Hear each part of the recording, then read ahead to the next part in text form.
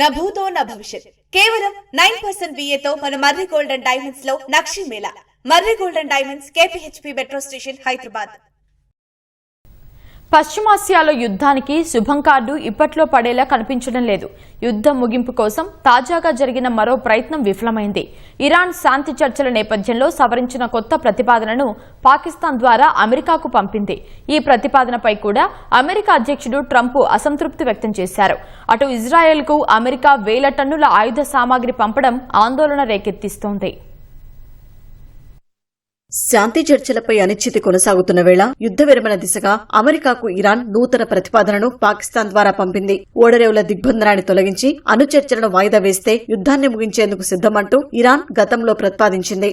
దాన్ని అమెరికా అధ్యక్షుడు Donald Trump తిరస్కరించగా సవరించిన ప్రతిపాదనను పాకిస్తానీ మధ్యవర్తుల ద్వారా అమెరికాకు ఇరాన్ గురువారం సాయంత్రం సమర్పించింది. అందులోని వివరాలు పూర్తిగా బయటకు రాలేదు. అయితే చర్చలు కొనసాగుతున్నంత కాలం శుద్ది చేసిన యురేనియంను ఇప్పటికే దెబ్బతిన్న అణు కేంద్రాల నుంచి ఎక్కడికి తరలించకుండా ఉండేందుకు ఇరాన్ అంగీకరించినట్లు తెలుస్తోంది. ఇరాన్ పంపిన నూతన ప్రతిపాదనపై స్పందించిన డొనాల్డ్ ట్రంప్ అది తనకు సంతృప్తికరంగా లేదని ప్రకటించారు. టెహ్రాన్ నాయకత్వంలో అంతర్గత విభేదాలు తీవ్రంగా ఉన్నాయని, ఒప్పందం కుదురుతుందో లేదో చెప్పలేనని వ్యాఖ్యానించారు. So they want to make a deal, but I'm not satisfied with it. So we'll see what happens. Iran wants to make a deal because they have no military left, essentially, and they want to make a deal, but I'm not satisfied with it. In terms of the negotiation telephonically, they've made strides, but I'm not sure if they ever get there.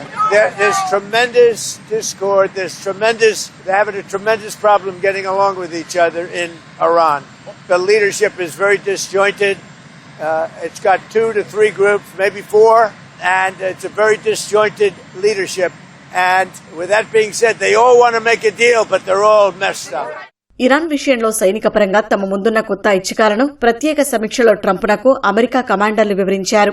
Hormuz సమీపంలోని దీవులకు సైనికులను తరలించడం, 60% శుద్ది చేసిన యురేనియంను స్వాధీనం చేసుకునేందుకు ఇస్ఫహాన్లో ప్రత్యేక operation చేపట్టడం, స్వల్పకాలంలో భారీ దాడులు చేయడం వంటివి ఇందులో ఉన్నాయి. మరోవైపు దాదాపు 10 నెలలుగా పశ్చిమాసియాలో మోహరించి ఉన్న అమెరికా విమాన వాహక నౌక USS గెరాల్డ్ R. ఫోర్డ్ ఎట్టకేలకు అక్కడి నుంచి వెనుతిరగటం విశేషం.